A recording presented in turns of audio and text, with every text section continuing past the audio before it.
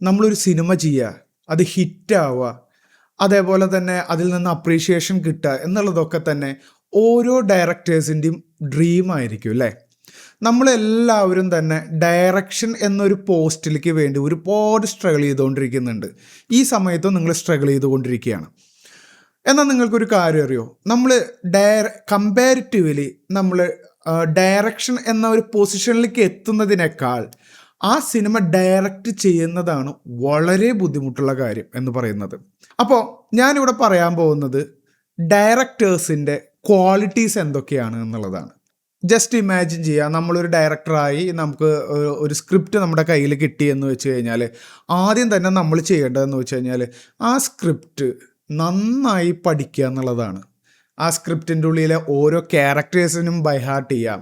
അതേപോലെ തന്നെ അവരുടെ ഇമോഷൻസിനെ എത്രത്തോളം ഉൾക്കൊള്ളാൻ പറ്റുമോ അത് നമ്മുടെ മനസ്സിലേക്ക് എടുക്കുക.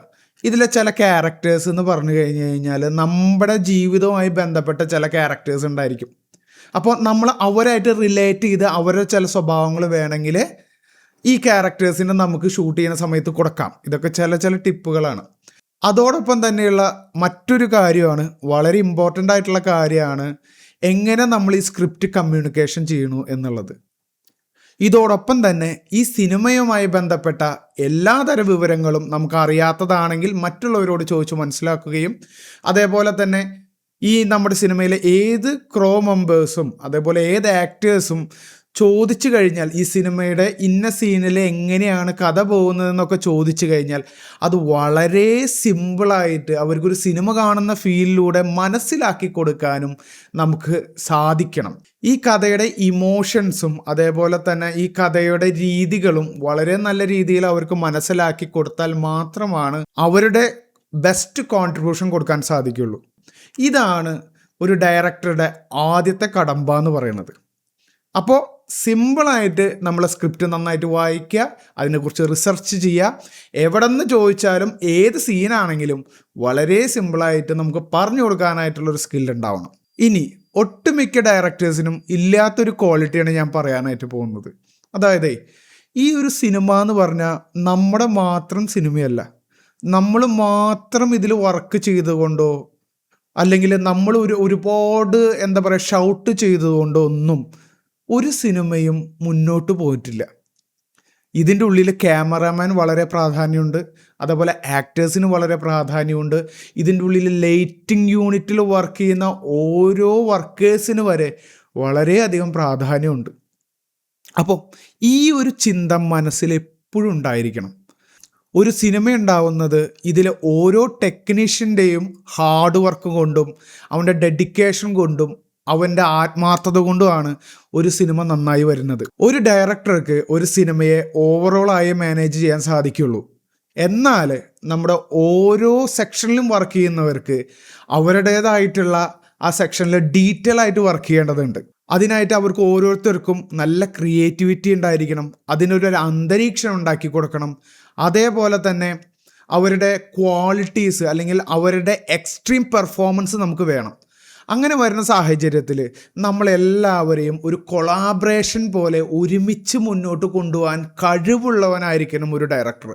അല്ലാതെ സ്റ്റാർട്ട്, ആക്ഷൻ, കട്ട് എന്നിവ പറയാനായിട്ടുള്ള ഒരു ആൾ മാത്രമല്ല ഡയറക്ടർ. അല്ലെങ്കിൽ മറ്റുള്ളവരെ ഷൗട്ട് ചെയ്യാനായിട്ട് അല്ലെങ്കിൽ ഒരു തൊപ്പി വലിച്ചിട്ടിട്ട് ഇങ്ങനെയല്ല നീ അഭിനയിക്കേണ്ടത് എന്നൊക്കെ പറഞ്ഞ് അങ്ങനെ ഒരുപാട് ഷോ ഇടുന്ന ആളല്ല ഒരു ഡയറക്ടർ എന്ന് പറഞ്ഞു കഴിഞ്ഞാൽ. പക്ഷേ ചില സിറ്റുവേഷനിൽ അവർക്ക് അങ്ങനെ പ്രവർത്തിക്കേണ്ടതായിട്ടുള്ള സാഹചര്യം വരും. അത് സ്ട്രെസ് കൊണ്ടാണ്. കാരണം ഒരുപാട് ടേക്കുകൾ ചെയ്യുമ്പോൾ ഒക്കെ അങ്ങനെ വരാൻ സാധ്യതയുണ്ട്. പക്ഷേ മാക്സിമം ഡയറക്ടേഴ്സ് കാമായിട്ടിരിക്കാൻ നോക്കുക. എങ്കിലാണ് നമുക്ക് മറ്റ് ടെക്നീഷ്യൻസിൽ നിന്ന് മാക്സിമം നല്ല ഔട്ട് കിട്ടാനായിട്ട് സാധിക്കുകയുള്ളൂ. അതേപോലെയുള്ളൊരു നല്ല ക്വാളിറ്റിയാണ് ഡയറക്ടേഴ്സിൻ്റെ. നമ്മുടെ ഭാഗത്ത് എന്തെങ്കിലും മിസ്റ്റേക്ക് ഉണ്ടെങ്കിൽ അത് തിരുത്തിക്കൊണ്ട് മറ്റുള്ളവരുടെ സജഷൻ സ്വീകരിച്ചുകൊണ്ട് സിനിമയിൽ മാറ്റങ്ങൾ വരുത്തുക എന്നുള്ളത്. ചില ഡയറക്ടേഴ്സിന് ഭയങ്കര പിടിവാശികളുണ്ടായിരിക്കും.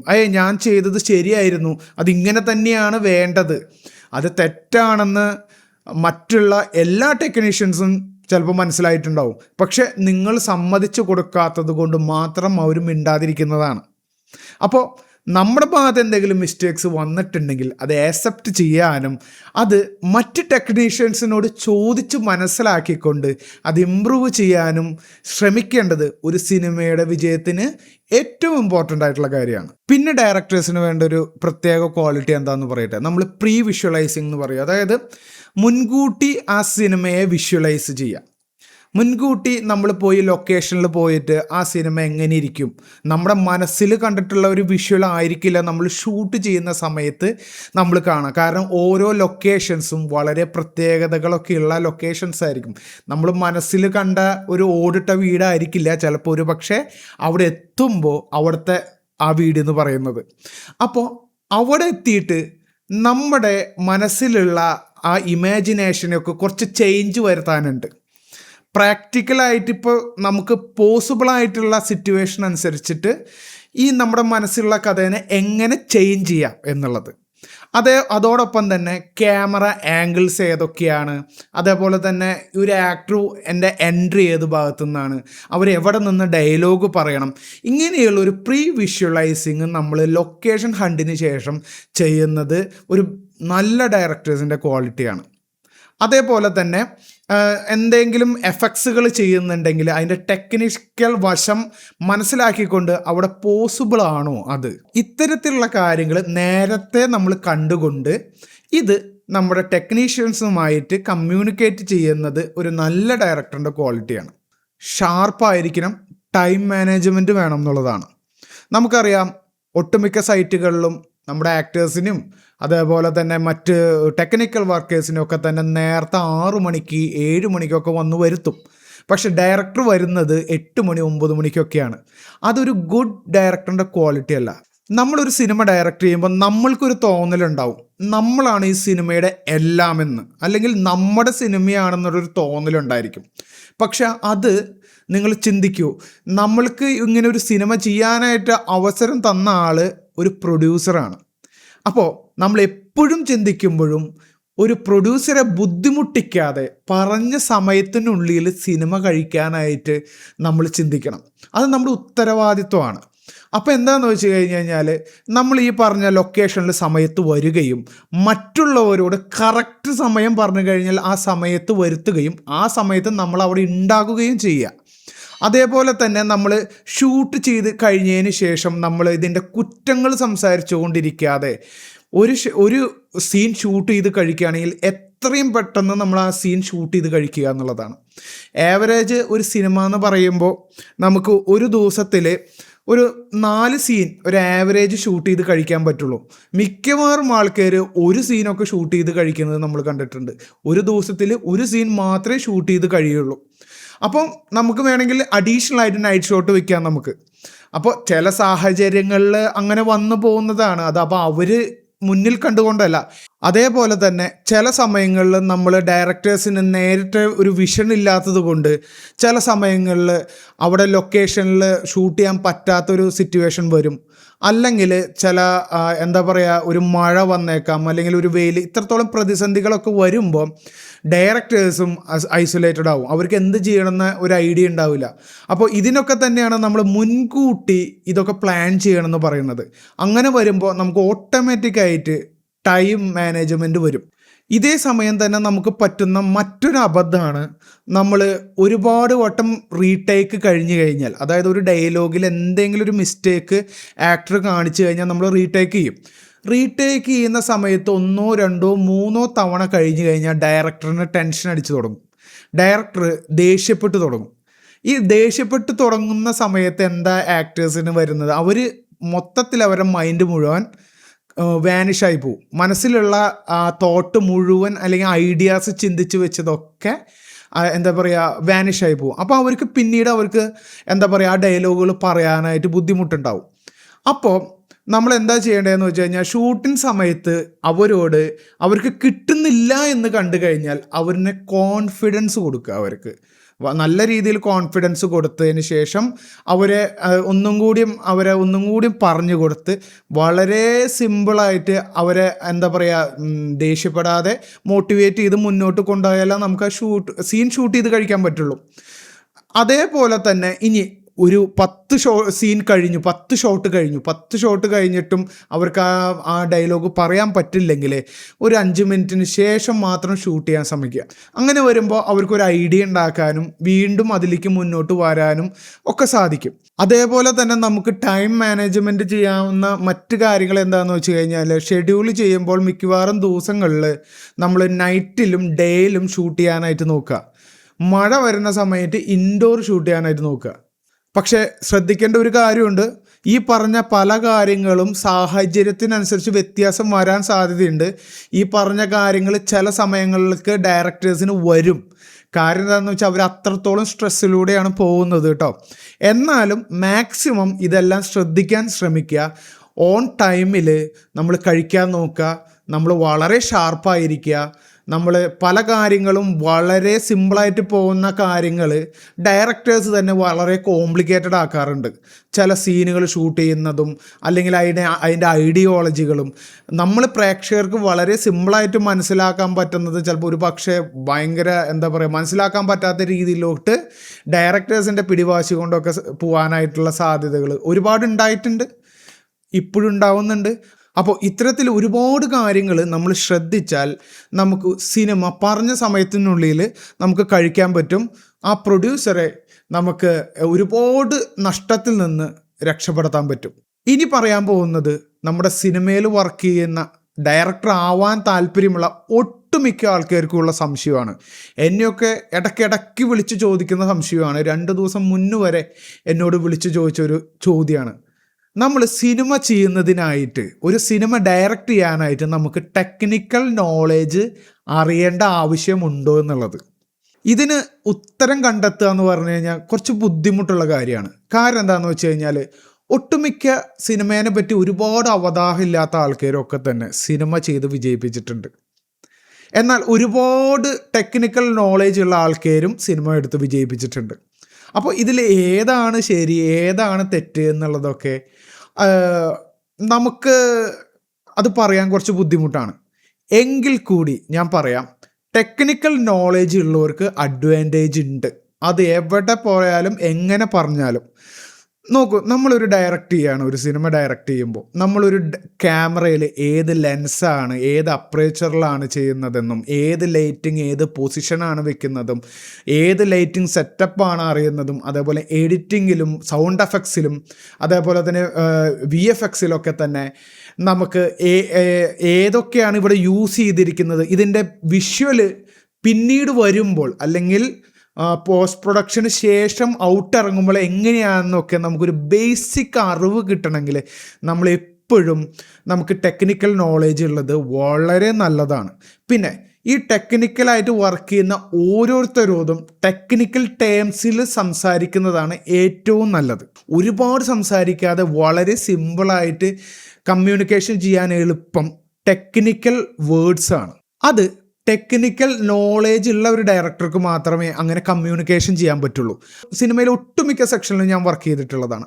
അപ്പോൾ ഞാനൊരു സിനിമോട്ടോഗ്രാഫറായിട്ട് വർക്ക് ചെയ്യുന്ന സമയത്ത് എനിക്ക് ഒരു അറിവില്ലാത്തൊരു ഡയറക്ടർ എന്നോട് പറയുമ്പോൾ ഓട്ടോമാറ്റിക്കായിട്ട് എനിക്ക് തോന്നുന്ന ഒരു മനോഭാവം എന്താണെന്ന് വെച്ച് കഴിഞ്ഞാൽ, ഇയാൾ എന്തായി പറയുന്നേ, ഇയാൾ ഈ പറയുന്നത് എന്താണ്, ഇയാൾ പലപ്പോഴും പല ഭാഗത്തു നിന്നും ചെറുതായിട്ടുള്ള നോളേജുകൾ കിട്ടിയിട്ടുണ്ടായിരിക്കും.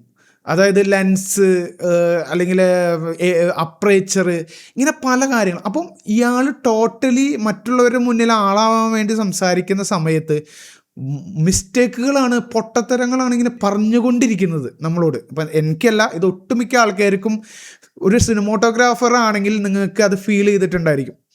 അപ്പോൾ ഇയാൾ എന്താ പറയുന്നതെന്ന് ഇയാൾക്ക് തന്നെ അറിയില്ല. ചില അറിവുകൾ അവിടെ നിന്നും ഇവിടെ നിന്നും പകുതി വെച്ച് കിട്ടുന്ന തുണ്ടറിവുകൾ വെച്ചിട്ടാണ് ഇയാൾ നമ്മളായിട്ട് അല്ലെങ്കിൽ സിനിമോട്ടോഗ്രാഫറായിട്ട് കമ്മ്യൂണിക്കേറ്റ് ചെയ്യുന്നത്. അപ്പം തന്നെ അവർക്ക് മനസ്സിലാവും ആ ഡയറക്ടറിൻ്റെ ക്വാളിറ്റി എന്താണ്, അയാൾക്ക് എന്തോരം അറിവുണ്ട് എന്നുള്ളത്. കാരണം നിങ്ങൾ എന്ന് പറയുന്ന ഡയറക്ടർ ഒരു സിനിമയിലാണ് അയാളൊപ്പം വർക്ക് ചെയ്തിട്ടുള്ളൂ. പക്ഷേ ആ പറഞ്ഞ സിനിമോട്ടോഗ്രാഫർ പല ഡയറക്ടേഴ്സിൻ്റെ ഒപ്പം പല ലൊക്കേഷൻസിൽ വർക്ക് ചെയ്തിട്ടുള്ള ആളായിരിക്കും. അപ്പോൾ തീർച്ചയായിട്ടും നമ്മൾ ടെക്നിക്കൽ നോളേജ് എന്ന് പറഞ്ഞു കഴിഞ്ഞാൽ ഒരു പ്ലസ് പോയിൻ്റ് ആണ്. എന്നാൽ അതില്ലാതെ നമുക്കൊരു സിനിമ ഡയറക്റ്റ് ചെയ്യാൻ പറ്റുമോ എന്ന് പറഞ്ഞാൽ പറ്റായൊന്നുമില്ല. പക്ഷെ അതിന് ഒരു കാര്യം നമ്മൾ ശ്രദ്ധിക്കണം, ഡയറക്ടർ എന്ന് പറഞ്ഞിട്ടുള്ള ഒരു ഈഗോ മാറ്റി വെച്ചുകൊണ്ട് നമ്മൾ മറ്റ് ടെക്നിക്കൽ ആളായിട്ട് വർക്ക് ചെയ്യുന്ന മറ്റെല്ലാവരോടും വളരെയധികം സൗഹൃദത്തോടു കൂടിയും വളരെ എന്താ പറയുക ലിബറലായും സംസാരിച്ച് അവരോട് കമ്മ്യൂണിക്കേറ്റ് ചെയ്യാനായിട്ട് സാധിച്ചാൽ നമുക്ക് വളരെ നല്ല സിനിമ ഒരു തരത്തിലുള്ള പ്രശ്നങ്ങളും ഇല്ലാതെ അതിൻ്റെ ഏറ്റവും നല്ല പീക്കിൽ അവർ ചെയ്തു തരും നമുക്ക്. അപ്പോൾ അതാണ് നമുക്ക് വേണ്ടത്. അപ്പോൾ ഇതിൻ്റെ ഉള്ളിൽ 2 കാര്യങ്ങളുള്ളൂ. നമുക്ക് അധികം സിനിമേനെ പറ്റി അറിവില്ല എങ്കിൽ നമ്മൾ ടെക്നിക്കലായിട്ട് നമ്മുടെ ഒപ്പം വർക്ക് ചെയ്യുന്ന എല്ലാവരോടും നന്നായി ലിബറലായി അവരോട് വളരെ നല്ല രീതിയിൽ ഇഴുകിച്ചേർന്ന് സംസാരിക്കാൻ നമുക്ക് പറ്റണം. നമ്മുടെ ലക്ഷ്യം സിനിമ എത്രയോ ഭംഗിയാക്കാൻ പറ്റുമോ അത്രത്തോളം ഭംഗിയാക്കുക എന്നുള്ളതാണ്. അപ്പോൾ അതിൻ്റെ ഉള്ളിൽ ഈഗോനൊന്നും സ്ഥാനമില്ല. അപ്പം നമ്മൾ നേരിട്ട് ഇറങ്ങിച്ചെന്ന് ഡയറക്ടറും സിനിമോട്ടോഗ്രാഫറും അതേപോലെ തന്നെ മറ്റ് ടെക്നീഷ്യൻസ് എല്ലാം ഒരേ മനസ്സോടുകൂടി മുന്നോട്ട് പോകുക എന്നുള്ളതാണ്. അതർവൈസ് ടെക്നിക്കൽ ടേംസ് നമുക്ക് അറിയാമെങ്കിൽ അപ്പോഴും നമുക്ക് ഈസി ആയിട്ട് കമ്മ്യൂണിക്കേറ്റ് ചെയ്യാൻ പറ്റും. അപ്പോഴും ഈഗോ ഉണ്ടാവണം എന്നല്ല. ടെക്നിക്കൽ ടേംസ് അറിയുന്ന ആൾക്കാർ അല്ലെങ്കിൽ ടെക്നിക്കായിട്ട് എല്ലാ നോളേജും ഉള്ള ആൾക്കാർക്ക് ഈഗോ കാണിക്കാം എന്നല്ല ഇതിനർത്ഥം. അവർക്ക് വളരെ സിമ്പിളായിട്ട് അവരുടെ കമ്മ്യൂണിക്കേഷൻ നടത്താനായിട്ട് സാധിക്കും എന്നുള്ളതാണ്. ഈ ഒരു വിഷയം നിങ്ങൾക്ക് മനസ്സിലാവാനായിട്ട് ഒരു ഉദാഹരണം ഞാനിവിടെ പറയാം. അത് ഏറെക്കുറെ ഓക്കെ ആയിരിക്കും എന്ന് ഞാൻ വിചാരിക്കുന്നു. യേശുദാസ് പാടിയൊരു പാട്ട്, ആ പാട്ട് നമ്മളിൽ ഒരാൾ പാടാണ്. ആൾക്കിങ്ങനെ മൂളിപ്പാട്ടൊക്കെ പാടിയിട്ടുള്ള എക്സ്പീരിയൻസ് ഉണ്ട്. അത്യാവശ്യം നല്ല രീതിയിലൊക്കെ പാടും, എല്ലാവർക്കും ഇഷ്ടമാണ്. അദ്ദേഹം പാടുകയാണ്. പക്ഷേ അതിൻ്റെ ഉള്ളിൽ ഈ പറഞ്ഞ കോഡ് പ്രോഗ്രഷൻസിനെ കുറിച്ചോ അല്ലെങ്കിൽ ഗമകത്തെക്കുറിച്ചോ ഹമ്മിങ്ങിനെ കുറിച്ചോ ഒന്നും അയാൾക്ക് വലിയ അറിവൊന്നുമില്ല. പക്ഷേ അയാൾ ഇത് യേശുദാസ് പാടിയ പാട്ട് കേട്ട് അനുകരിച്ച് പാടുന്നതാണ്. അപ്പോൾ ഈ പാട്ടും അതുപോലെ യേശുദാസ് പാടിയ പാട്ടും ഈ രണ്ടും സാധാരണയായിട്ടുള്ള നമ്മുടെ ജനങ്ങൾക്ക് ഇഷ്ടപ്പെടും ഇല്ലേ? കാരണം എന്താണെന്ന് വെച്ച് കഴിഞ്ഞാൽ നമുക്ക് ഇതിൻ്റെ ഉള്ളിൽ എന്താ മൈന്യൂട്ടായിട്ടുള്ള മാറ്റം വന്നതെന്നോ അല്ലെങ്കിൽ അതിൻ്റെ ഡീറ്റെയിൽ ആയിട്ടുള്ള ഇതുകളിൽ എന്തെങ്കിലും മാറ്റം വന്നോന്നൊന്നും നമുക്കറിയില്ല. നമ്മളൊരു സാധാരണ ഒരാൾ പാടിയാലും നമ്മൾക്ക് തൃപ്തിയാണ്, നമ്മൾ ആ ഫീലിലിരിക്കും. ആ ഫീലുണ്ട്, രണ്ടിനും ഒരേ ഫീലുണ്ട്. പക്ഷേ എന്ന് വെച്ച് കഴിഞ്ഞാൽ യേശുദാസ് പാടിയ പാട്ടിന് അതിൻ്റേതായിട്ടുള്ള മീറ്റേഴ്സ് ഉണ്ട്, അതിൻ്റേതായിട്ടുള്ള എന്താ പറയുക ആക്യുറേറ്റ് ആയിട്ടുള്ള ഒരുപാട് നിയമങ്ങൾ അദ്ദേഹം നോക്കിക്കൊണ്ടാണ് ആ പാട്ട് പാടിയിട്ടുള്ളത്. നമ്മുടെ ഒപ്പമുള്ള സുഹൃത്ത് പാടിയതോ അദ്ദേഹം ഒന്നും നോക്കിയില്ല അല്ലേ? ഇത്ര സിമ്പിളായിട്ട് പറഞ്ഞു തരാൻ എനിക്ക് അറിയുള്ളൂ. ഇതുകൊണ്ട് സിനിമ വിജയിക്കുമോ അല്ലെങ്കിൽ അത് എന്താ പറയുക പൊളിയുമോ എന്നുള്ളതല്ല ഇവിടുത്തെ വിഷയം. കമ്മ്യൂണിക്കേഷൻ ചെയ്യാനായിട്ട് വളരെ സിമ്പിളാണ്. അതേപോലെ തന്നെ നമ്മളെല്ലാം നോളേജ് അത്യാവശ്യം ഉള്ള ഒരു ഡയറക്ടറിന് നല്ലൊരു വിഷൻ ഉണ്ടാവും ഇതിനെക്കുറിച്ച്. ഇതെങ്ങനെ ഇതിൻ്റെ ഔട്ട് വരുമെന്നും ഇതെങ്ങനെ ഈസി ആയിട്ട് നമുക്ക് കൈകാര്യം ചെയ്യാമെന്നൊക്കെ ഒരു ഐഡിയ ഉണ്ടാവും. പക്ഷെ സാധാരണ ഒരാൾ ഇതിനെക്കുറിച്ച് ഒരുപാട് നോളേജ് ഇല്ലാത്ത ആൾ വരുമ്പോൾ ചില സമയങ്ങളിൽ ഇതൊരു കീറാമുട്ടിയായി വന്നേക്കാം, അല്ലെങ്കിൽ അത് പോസിബിൾ അല്ല എന്ന് തോന്നിയേക്കാം. മറ്റുള്ളവരുടെ ഐഡിയയ്ക്ക് കാത്തു നിൽക്കേണ്ടി വരും, മറ്റുള്ളവരെ ആശ്രയിക്കേണ്ടി വരും ചില സമയങ്ങളിൽ. അപ്പോൾ ഇതൊക്കെ ഒഴിവാക്കാനായിട്ട് ഏറ്റവും ബെറ്റർ ടെക്നിക്കൽ നോളേജ് പഠിക്കുക എന്നുള്ളത് തന്നെയാണ്. പക്ഷേ ഇതിൻ്റെയൊക്കെ ബേസിക് കാര്യം എന്ന് പറഞ്ഞു കഴിഞ്ഞാൽ ഇത്രയേ ഉള്ളൂ. നമ്മുടെ കയ്യിൽ കിട്ടിയ ഒരു സ്ക്രിപ്റ്റ് അല്ലെങ്കിൽ നമ്മൾ എഴുതിയിട്ടുള്ള സ്ക്രിപ്റ്റ്, അത് അറിവില്ലാത്തവനായാലും അറിവുള്ളവനായാലും നമ്മുടെ കയ്യിൽ കിട്ടിയ ആ സ്ക്രിപ്റ്റിനെ അതിൻ്റെ ഏറ്റവും ഭംഗിയായി പ്രേക്ഷകരുടെ മുന്നിൽ ഒരു സിനിമയായിട്ട് എത്തിക്കുക എന്നുള്ളതാണ്. അത്രയുള്ള ഒരു സിനിമ എന്ന് പറഞ്ഞു കഴിഞ്ഞാൽ. അപ്പോൾ ഇത് മനസ്സിൽ കണ്ടുകൊണ്ട് പ്രവർത്തിക്കുക, മാക്സിമം ലേൺ ചെയ്യാൻ നോക്കുക. അതേപോലെ തന്നെ ബേസിക് ആയിട്ട് എന്തെങ്കിലും അറിവ് മസ്റ്റായിട്ട് ഒരു ഡയറക്ടറിന് വേണം. ഒന്നും അറിയാതെ മുന്നോട്ട് പോകരുത് ഇത് കണ്ടിട്ട്. അപ്പോൾ അടുത്ത വീഡിയോയിൽ കാണാം. അതുവരെ ടാറ്റ, ബൈ ബൈ.